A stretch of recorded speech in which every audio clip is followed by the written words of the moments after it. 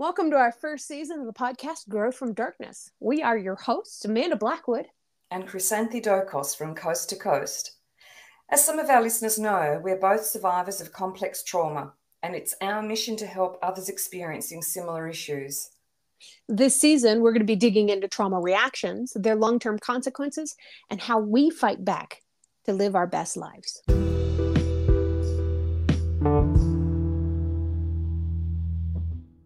This is the first episode, Hrisanthi, and I'm really excited that we're able to do this. I've been wanting to do this for a long time, but I met the perfect partner in you to be able to do this with. So I just wanted to get that out there first. Oh, look, I feel exactly the same. I've been wanting to do something in this area for so long, and it's just amazing how life brings these opportunities that you just have no idea, you just cannot even predict would happen. And so it's such an incredible opportunity, and I just thank you from the bottom of my heart for being open to doing this with me. Oh, absolutely. I wouldn't have missed this opportunity. I just made a best friend halfway across the world. I know, isn't it amazing? Like, I am in Australia, almost close to Antarctica, and you're on the other side of the world in the northern hemisphere. Is just blows my mind. Yeah, it's such a weird feeling, but also really cool. I mean, we're connected in so many ways. We don't have to be physically sitting in the same room. No, that's absolutely right. And isn't that just the beauty of modern technology, that we can have these connections with people anywhere in the world? It's one of the beautiful things about modern technology. Well, I heard rumor that you had people who were confused about what it was that we were going to do or how we were going to do it. But I hope when they hear this episode, they're going to start to realize that we don't have to be sitting down together to be friends or to be talking about or experiencing the same things. Absolutely not. Yeah. That's what the whole thing is about. Absolutely. That's right. So thank you, those gurus who came up with this technology. Yes, computer geniuses, because I sure couldn't do it. No. So this whole season, we said in the intro that we're going to be talking about trauma reactions and how we fight back against them to live our best lives. So what is a trauma reaction? This is something that I've heard literally hundreds, if not thousands of times. What is a trauma reaction? How do you classify a trauma reaction? And I've seen so many definitions. Hrisanthi, what would you define as a trauma reaction?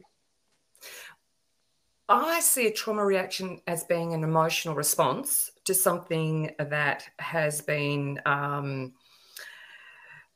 invasive experience in some way, whether that's been physically, so in an accident, a car accident, for example, or some kind of physical abuse or sexual assault. It could be the death of a friend or a partner or a family member. So there's an event that takes place and we have an emotional response to it that scars us in some way at that sort of really deep level within our being. That's a really good way to put it. And I think one of the things that's really important to remember for a lot of people is that whatever the trauma is, wherever it comes from, it's not always a life-threatening event. It doesn't have to come with a death consequence. But even then, it's still pretty broad. So sometimes to be able to really understand what a trauma reaction is, it's really important to understand what trauma is. We both have lived through several different types of trauma. We've experienced things that hopefully not a lot of other people have, but yet, sadly, many people can identify with and probably do deal with trauma reactions from this. So what are some of the trauma and PTSD related things that you have personally experienced that you've been through? Oh, wow. Well, I think before we go down that track, I really think it's important people understand the different types of trauma. Like there's 3 main types of trauma. Do you mind if we talk about that first? Yes, let's do. Yeah, so the first type is acute trauma. So that's just like something from a single incident, like somebody hit you, or you've had a car accident, or you've fallen down the side of a cliff, or something, something. It's just one incident that's occurred. Then there's chronic trauma. So that's the second type. And that is something that is repeated and it's prolonged and it lasts, a long time. It could be like domestic violence or abuse or human trafficking or, something like that.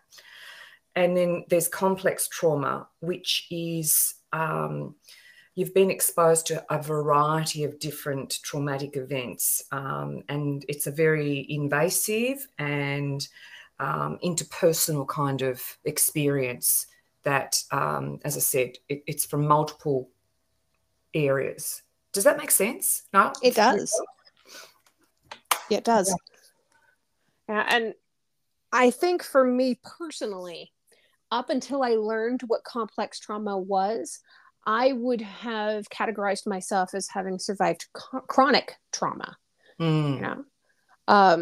because it was repeated, prolonged abuse, like you said.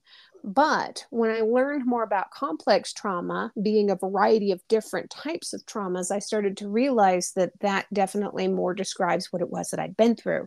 While I was a victim of human trafficking for a while, I was also a victim of domestic violence, both as an adult and as a child. I was sexually assaulted and raped as a teenager. Just all these different traumas just kind of all build up and start telling us terrible things about ourselves inside our brain. And it's definitely a complex trauma. Yeah. And I think you've really hit the nail on the head there, in terms of it does something to our brain. And that's one of the long-term consequences. We start believing things about ourselves that just aren't true. We feel we're not good enough. We feel shame. We feel guilt when we were the victims. And in fact, the perpetrator should be the one that feels shame or guilt or whatever. But we end up believing that we're a bad person or that we're not good enough. And it destroys our sense of self. And I actually think that's probably the most insidious aspect of complex trauma and the long-term consequence, because that sort of sets us up in our minds. It gives us almost like a blueprint of who we are as a human being and how we relate to other people. And that sets us up for more trauma, to be honest. Right. Yeah, I agree. Yeah, and I in this series, I have personally compiled a list of over 50 different trauma responses. And we're going to be going into a lot of these throughout the podcast. But there's so many different things that our bodies do after being traumatized as a result of the trauma. There's different categories for each of the different trauma reactions too. There's physical reactions, mental, autonomical, emotional. I mean, a lot of people don't realize that the autonomical responses of our bodies, such as the beating of our heart, can be altered by trauma, even when the trauma is no longer happening. I used to have these heart palpitations. Oh my gosh, not even funny. Just driving down the road, absolutely nothing triggers a trauma response from me. And then there it is. I feel like I'm having a heart attack at 30 years old. I can relate to that. I actually, a few years back now, I had invasive investigations into my heart to find out what was wrong with it. Wow. Because I was, it was just awful. And they kept saying, but we can't find exactly what's wrong, but your ECG is not right. We're going to have to take you interstate and get more tests done. And in the end, I just said, no, enough. I was actually finding the investigative medical stuff traumatizing in itself. Right. So, yeah. Them telling you there's something wrong, but we don't know what. Yeah. Ugh. And it goes back to something we were saying offline before about the medical system and when post-traumatic stress disorder was first accepted as a medical term. I can't believe how recently that term was accepted. So can you just run us again through that? Sorry, can you repeat that? I said cut a little bit. the PTSD was not accepted as a medical condition or term until fairly recently. You said you were doing some research into that. Yes. So for a long time, what we now refer to as PTSD was called shell shock. This was a term that was originally used by a man, but then this was originally used and coined by a gentleman by the name of Charles Myers in 1915 during World War I, because he was looking for a way to describe the soldiers who were experiencing what he called unusual symptoms. Shell shock typically is not something that's used in psychiatric treatment or descriptions today, but people still use it, and it's been over 100 years. So the term PTSD was finally added to the American Psychiatric Association in 1980. So it took that many years, way too many years, for them to be able to figure out what post-traumatic stress disorder was and to be able to give it a vehicle to be able to start helping to diagnose people. But trauma wasn't actually included in the description of PTSD until 2013. Which is just crazy. I mean, how does that work? I just don't understand that at all. It does not make sense to me. Because I think I said something along the lines of it's taken a long time for the medical world to actually catch up with lived experience and have an understanding of lived experience and connect the dots. Right. I agree. And the word trauma can mean so many different things. You know, you mentioned a few things earlier that it can be related to an event or an experience. But a lot of people use it interchangeably these days to reference that event, but also what happens to us afterwards, the traumatic responses that our bodies have. That is also now considered trauma. It's an ongoing trauma. Yeah. Yeah. So when they added trauma into the psychiatric development in PTSD, it was expanded. They actually started to include people who had witnessed in-person traumatic events that happened to other people, like witnessing a violent or accident or something that ended somebody's life or put somebody else's life at risk. Exactly. And while it's if we just pause there for one moment, I'm sorry, there is a bit of an interruption happening down here. No, you're good.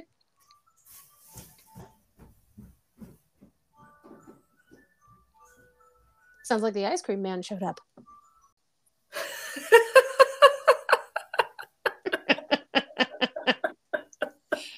I wouldn't have minded the ice cream van coming past, actually. Well, yeah, it's summertime there. I mean, I'm sitting out here with a foot of snow in my front yard. Wow. Wow. Yeah. See, we just don't even get that at all here, but now we're digressing, so. So, let's say, I don't even know what I was talking about. Something about trauma anyway. So when they started to include things that people witnessed as being traumatic events and stuff, that was in 2013.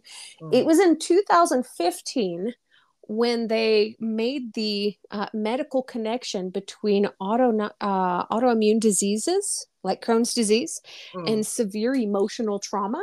And it was also coincidentally in 2015 when I was diagnosed with Crohn's disease, and nobody knew why. Nobody could tell me how Crohn's disease existed or if it was hereditary or not.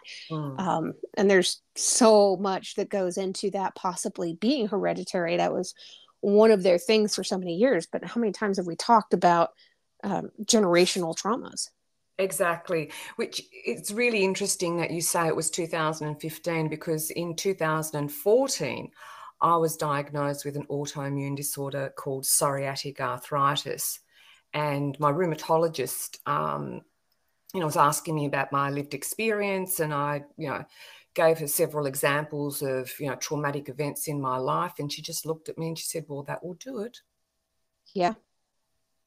And I was just shocked, because at that point in time, I didn't know that these really severe physical ailments were related to an emotional experience. And the more that I've researched into this area, the more it's just made so much sense, the sorts of things that my body has gone through. And I've really come to understand the mind, body, and I'd say soul or spirit connection. Yes. Yeah. We're one integrated being. We're not, our bodies can't be separated from our minds, our emotions, our perceptions and views of the world. It's all so interrelated. Right. And when we start trying to separate those things, as when we start going to some of these other trauma reactions, like, and we'll talk about this in another episode, but dissociative identity disorder used to be called schizophrenia, or multiple personality disorder. Sorry, not schizophrenia. So that's one of the things that happens when we begin to disassociate from our bodies. We start to feel ourselves kind of slipping away from the rest of everything that we are. Our brain, our spirit, our soul is starting to become disconnected because of the traumas and because we can't reconcile everything that's happened. Yeah, exactly. And I've been through that. There have been some pretty dark periods in my life where I've certainly felt that, completely disconnected from other people, from my life, disconnected from this world. Didn't really want to be here, but the only way that I could manage was through substance abuse. Yeah. A lot of people can identify with that. I had a problem with alcohol when I was in the middle of being trafficked. Yeah, well, I remember one period in my life where the only thing that could keep me going is 2 bottles of wine every night. Wow. And that's a form of self-medication. That is another trauma reaction. Complete self-medication. This is all stuff that we're going to be covering in the weeks to come, and holy cow, there's a lot. It is, and it's just from a purely objective perspective, for me, it's been a really interesting journey researching into this area. And one of the people that have really influenced my understanding is a guy called Gabor Mate. Have you come across him at all? I know that name. I think I have seen that name in some of my research. Yeah, he's really interesting. He's a Canadian physician. He's originally from Hungary, and after World War II, he and his family migrated to Canada. And he's obviously, World War II, I think he's of Jewish descent. So, all of that's surrounding intergenerational trauma there. And after several years of researching, working as a physician, he came to realize that there were some common elements with the kind of issues that his patients were coming to him with, and their lived experience, and traced it back to trauma. Wow. It's fascinating that you just mentioned World War II. You just sparked a memory that came up for me from some of my research. So it's not quite the same as generational trauma, but have you heard of historical trauma? I have, but I don't really have a sound understanding of it. So, yeah, please tell me more about it. Okay. Well, the idea of historical trauma wasn't formed until after World War II, but it was used to describe this unusual form of residual impact on the Holocaust survivors' children. So it was described in 2015. Again, 2015. There's been so many movements in the last 10, 15 years. But it was described as a cumulative emotional, psychological wounding as a result of group traumatic experiences, which is transmitted across generations within a community. So basically, in a community of trauma survivors, like a community of Holocaust survivors, the constant reference to or avoidance of talking about the trauma is felt by others, kind of like tension in a room that's so thick you can cut it with a knife. It becomes this like permeating presence, and it sticks to all of the people around, kind of like cigarette smoke in a Las Vegas casino. It's just, you can't get rid of it. You can't just wash it off at the end of the day. It's stuck, just like cigarette smoke, secondhand smoke does permanent damage to your lungs. This avoidance of or constant reference to serious trauma in the background of somebody else's life can actually pass down this sense of a historical trauma to the next generation. Look, it's interesting. It actually reminds me of my own lived experience with my family. My parents are both from Albania, which is a very small country north of Greece in Europe. And that is a country that has experienced so many invasions over the centuries. And there's been... it's been quite a traumatic past, you know, in terms of the experiences there. And as a child, I remember my parents talking about living in Albania and the kinds of quite ugly experiences that they had. And that, you know, that's really embedded in my brain.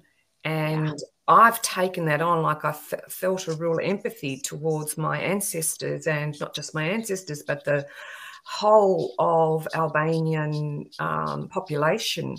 And, you know, if I come across somebody who's Albanian, which is very rare, there's not many of us, I always feel an automatic empathy towards them because I know of the lived experience of that nation.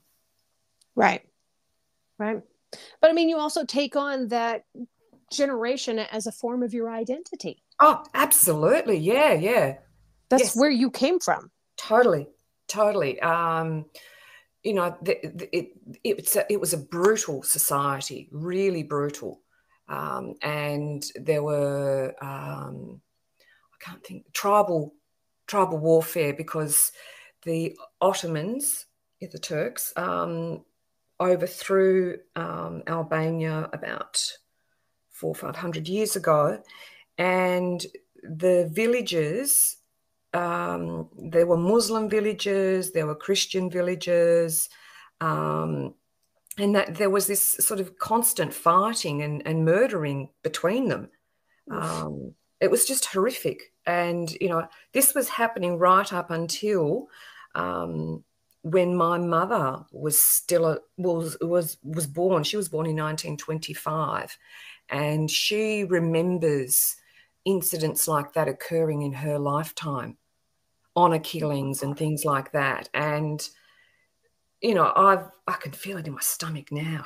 It's really weird, you know, my stomach is churning thinking about this, because that's part of my DNA. Yes. Yeah. That is exactly what historical trauma is. Not even necessarily generational trauma, but it can touch on generational trauma. But historical trauma, you're taking on the trauma of that entire nation in your gut. Yeah. And that is no easy thing. It isn't. In 1946, that country was overthrown by communists, and the resultant effect on the people is just, it's so hard to even understand, let alone to describe. My grandfather, for example, on my dad's side, he ended up in a jail, which I visited about 15 years ago. It was cold, it was dark, it was dank, and he didn't even have a bed. Oh. You know, he was lying on a stone floor for 3 years of his life. because Oh he my was gosh. accused by a neighbour of doing something or other because of, just stupid stuff. But because of communism, there was a mistrust, and people were constantly, I can't think of a better term than dobbing on each other, like telling the Right. authorities that, so-and-so did this. And Sounds like a witch hunt. yeah, that's exactly what it was. It was a witch hunt, total witch hunt. And one of my aunts was killed in an honour killing, like she was Ooh. raped. And then her brother actually murdered her because Because she was a victim of rape. correct, correct. Wow. So, I carry all of that. And, and that's not just that generation, but it's like previous generations. This is the culture that I was born into. Right. Right. So I really do have an affinity with what you're describing there. Yeah. I had I think a little bit of experience with that as a kid growing up, but not much. So my dad grew up in upstate New York, Mm-hmm. and from what I can understand of his childhood, he was a middle child. He had an older sister and a younger sister, and I've heard different versions of his life for many years. Mm. So I heard that his mother left them and then came back for the kids when she got remarried to somebody else, and then took the kids over to her new husband's home and left them there while she ran off with somebody else to another state. But I've also heard varying stories from other people. One was my uncle, who was the brother of my dad's father, Mm-hmm. who said that grandmother was actually quite a remarkable person, and she never would have done such a thing. She was trying to escape an extremely abusive relationship from my dad's stepdad, but she didn't take her kids there and dump them off. She felt that they would be safer with their real father, so she left them there, and then they took that as a sense of abandonment. So there's Mm. so many different things with my dad's life that I don't know really anything about. Mm-mm. And my mother, again, a middle child, grew up with one older brother, or one younger brother. Um, she talked about a lot of the stories about her childhood. Um, Most of them had undertones of abuse that I don't think she recognized. Mm-hmm. And whenever something would happen to me where I would cry or get upset, she would usually combat that by saying something like, "Oh, you think this is abuse? You should have been there when I was growing up. This is nothing compared to what I've been through." Wow. And hearing that repeatedly, I think, is a sense of historical trauma, because if you remember, it was described as the reference to or avoidance of talking about the trauma. Yeah.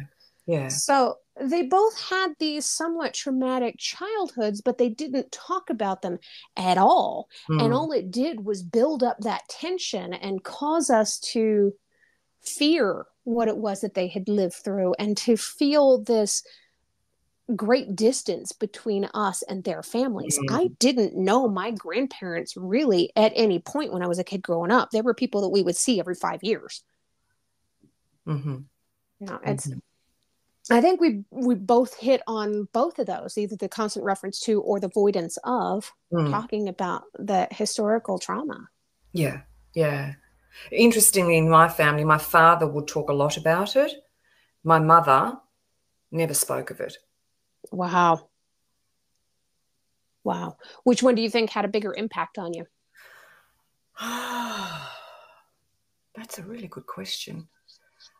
I think I've had lots of, with my mother, because I didn't know, it was hard to understand her interactions with me as a child. Like, she was very emotionally distant. Whereas with my dad, it was like I was experiencing things vicariously through him with his stories. Right. So I think they both had a huge impact, but in different ways. Well, and you just touched on another form of trauma. Have you heard of secondary trauma? Yes. Okay. Yes. Which you are way far advanced. Most people are not familiar with this term. They have no idea what secondary trauma is. Since you're familiar with it, can you give us kind of a rundown of what it sounds like, what it means? Well, I think it's that example that I just used about my dad, in terms of him telling me stories of his childhood and his father and the abuse that he experienced from his father. My grandfather was an alcoholic and very violent. And my dad would often tell us stories of how he was growing up and things going on for him, and very explicit about the abuse that he experienced. And then, that would come on to me. I would feel his pain. So that's my understanding of secondary trauma. When you were a kid, I mean, one of the greatest tools that a child has is the imagination. Did you find yourself starting to visualize the events that he was describing? Oh, yes, very much so. And I also used to have repeated nightmares. Oh, yeah. So those thoughts, those mental images that he was giving you eventually begin to start tricking your brain into thinking that you were actually a witness to it, or you actually experienced it yourself, which is where those nightmares come from. Exactly. So, and from what I understand, this is very common among therapists and the go-to person in a friends group who hears what everybody else is complaining about. It's called a compassion fatigue. Yeah, it's some pretty serious stuff. I have a disclaimer on my messenger on my public Facebook account that if people want to talk to me about their traumas, they say there's a question button they can hit. Can I talk to you about my traumatic past? And the automatic response explains that this is not something that's wise to do. If you give a visual, a mental image to somebody of the abuse that you have yourself experienced, you can cause more damage than you can possibly imagine. And the best thing to do is to reach out to a therapist or a mental health professional if you need to talk about explicit details. Definitely. It's not something that you can share with a friend over a cup of coffee. Right. I mean, talking to somebody like you about, hey, this is what's going on this week and it's been a hard week, that can be okay on a certain level, but when you start getting into details, that's damaging. It really is.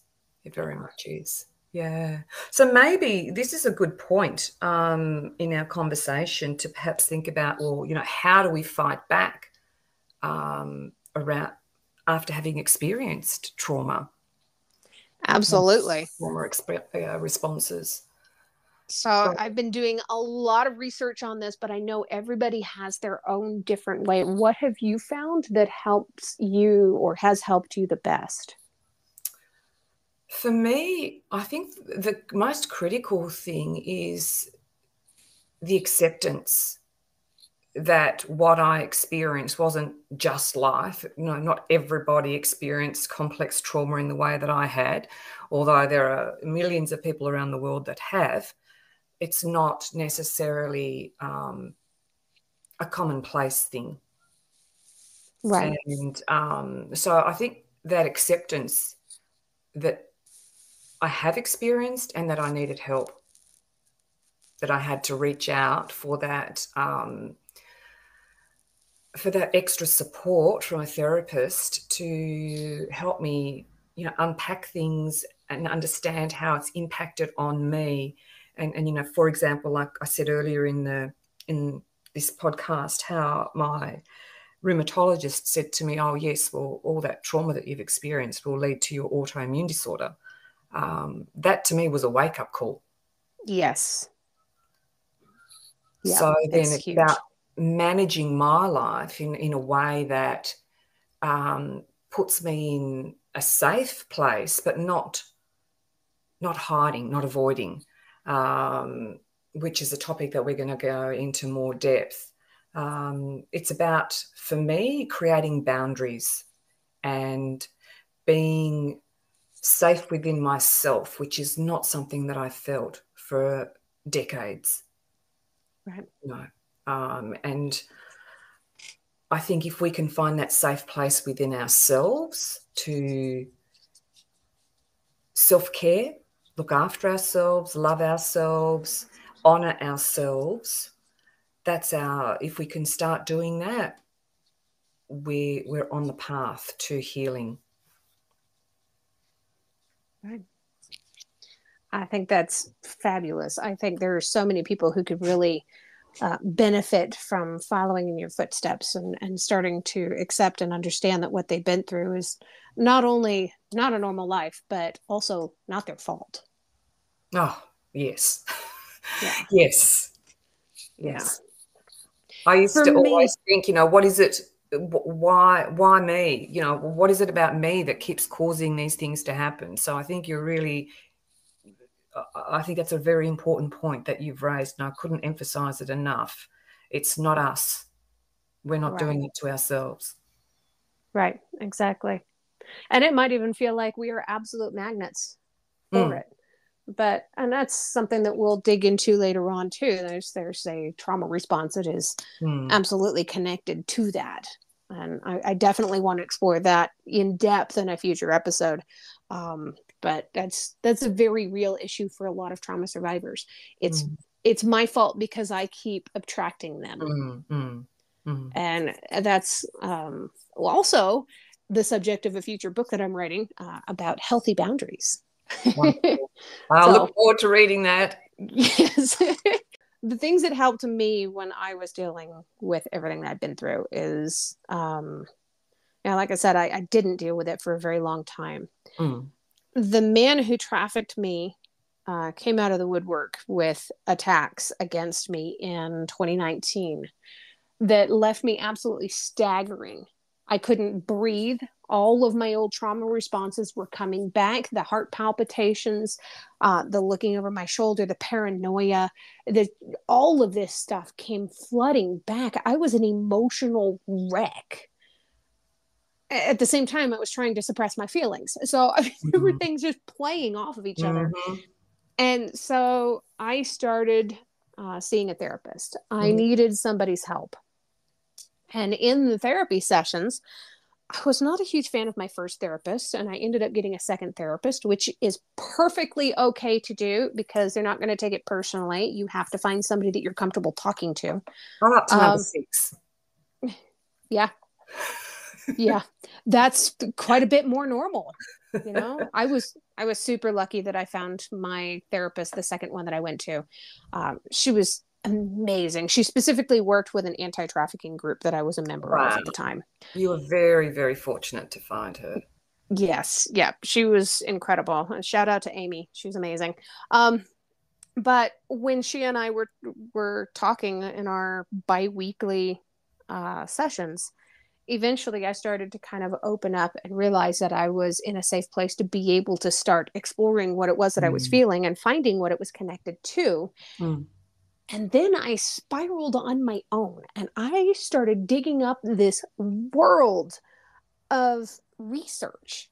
And it wasn't even just the technical side of being able to figure out when something was classified as PTSD and how the name shell shock came to be in 1915.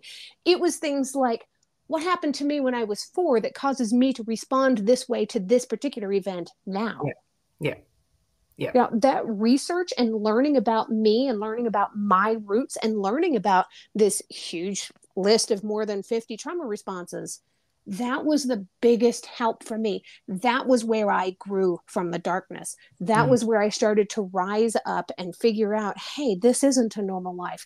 And I am not a magnet for this. I just have unhealthy boundaries and I am allowing this to happen to me. mhm, And I need to stop doing that. mm, mm. Yeah, we've had very similar journeys, Amanda. It's quite incredible, really, at different stages of our lives. And um, yeah, I think that's one of the reasons, excuse me, that we've connected, because even though our traumatic experiences haven't been the same, um, excuse me, what we have done is we've both been able to acknowledge and accept, and then really work hard at overcoming where we were. And look at us now. I mean, you've written a couple of books. I've written a book. You've done a podcast for the last 3 years. We're doing this one together.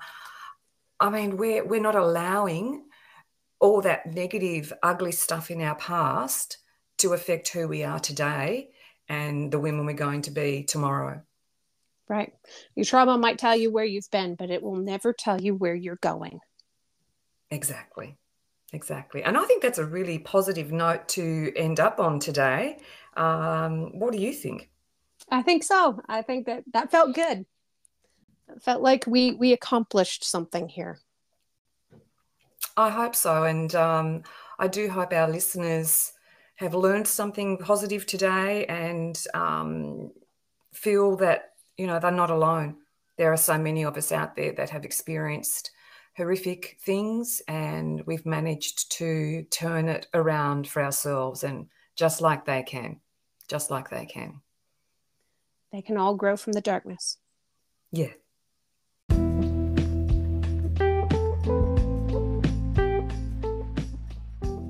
Tune in to the next episode when we start talking about the first of the trauma symptoms, denial.